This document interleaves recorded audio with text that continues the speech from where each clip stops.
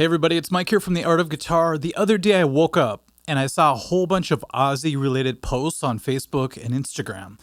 And immediately I feared the worst, just because he's lived such a crazy lifestyle and you just never know these days. So I was sort of relieved, strangely to say, that it was just that he was retiring from live playing. Typically, I would be really bummed about that, but because I was fearing the worst, this seemed like it wasn't the worst thing in the world. So I was like, okay. Immediately, my brain went back and thought, okay, I got to see Ozzy play in the past a few times, and I'm so glad it happened before he stopped playing live, but it really made me reflect on those shows and how much they really affected me as a musician and a young, aspiring guitar player. So it's really crazy, as the first time I saw him was in 1992. It was the No More Tears tour, and what's funny, it was actually called the No More Tours tour because back then, Ozzy was planning on retiring.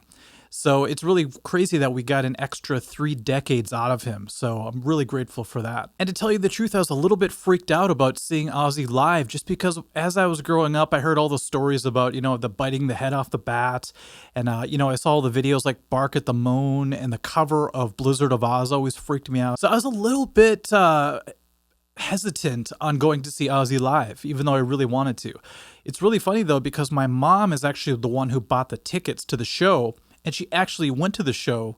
So it was me, my friend, my mom, and my stepdad that actually ended up going. When I told my stepdad that I was a little bit freaked out, he laughed because he's like, man, I saw Ozzy way back in the day, and it was nothing but love and peace, and he even had all these doves on stage, and he let them fly free during the show.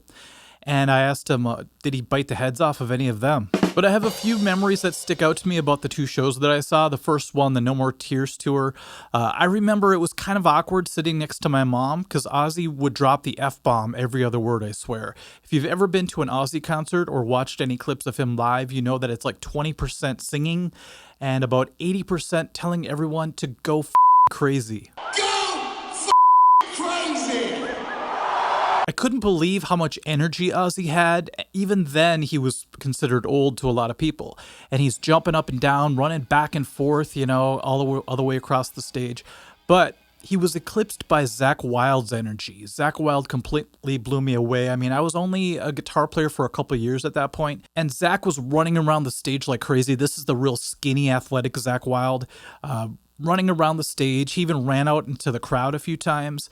And I remember he was shredding so crazily on his Les Paul. I mean, the licks that he was doing were incredible. And I kept wondering how he was able to play those licks on a Les Paul that he held so low to the ground. It just blew my mind. Now, because one of my biggest influences growing up was Ozzy's tribute with Randy Rhoads, it was, kind of emotional, but it was really cool to see some of those songs being played live for real. Songs like Flying High Again and Mr. Crowley. It was different with Zakk, but I mean, Zakk did it justice. And just to see Ozzy singing that live kind of put a lump in my throat, but it was really great to see that. And then, of course, seeing some of my favorite Ozzy tunes was great too. Shot in the Dark, and they also played Bark at the Moon. Those were the 2 songs I was really hoping they were going to play. And the big hit song at that moment, I believe, was Mama, I'm Coming Home.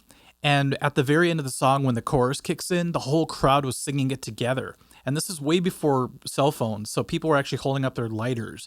And I turned around and looked around, and it just looked like I was in a sea of like fiery stars or something. It was wild. And the second time I got to see Ozzy was during the Ozzfest of '97 tour. That was incredible. So many awesome bands at this one. The ones that stand out to me and the moments that stand out were Typo Negative played. At the end of the show, I've told this story before, but he took his thumb and he broke all 4 of his bass strings, one after the other at the very end.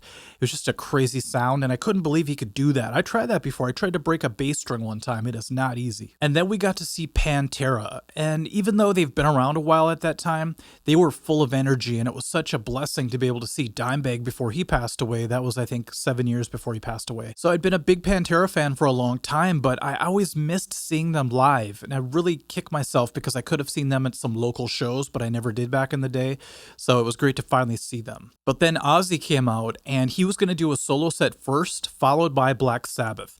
And there was a moment where they kicked into No More Tears, and Ozzy's voice was already shot. I think this was like 3 songs into the set, and they kicked into it, and it was kind of weird because the lyric A light in the mirror is a crack in the sky. As soon as he said crack, his voice completely cracked.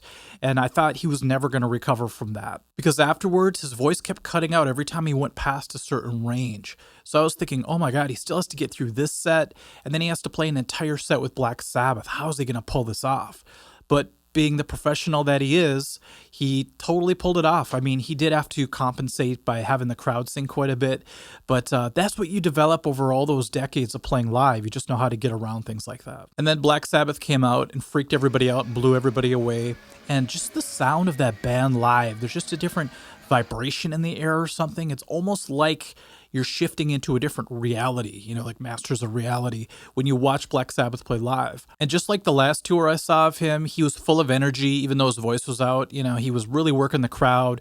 He was going all over the stage, and he really has this energy of somebody that's half his age, or maybe even a third of his age by now. It's pretty amazing what adrenaline can do for you. You know, my friend was just talking about this the other day. You could be on your deathbed practically, but if you're up on stage and the lights are on you and the crowd's cheering and you're playing the music, you could almost get through anything. It's pretty incredible. So that's why it kind of bums me out that he's not even going to be able to step up onto the stage to feel that anymore.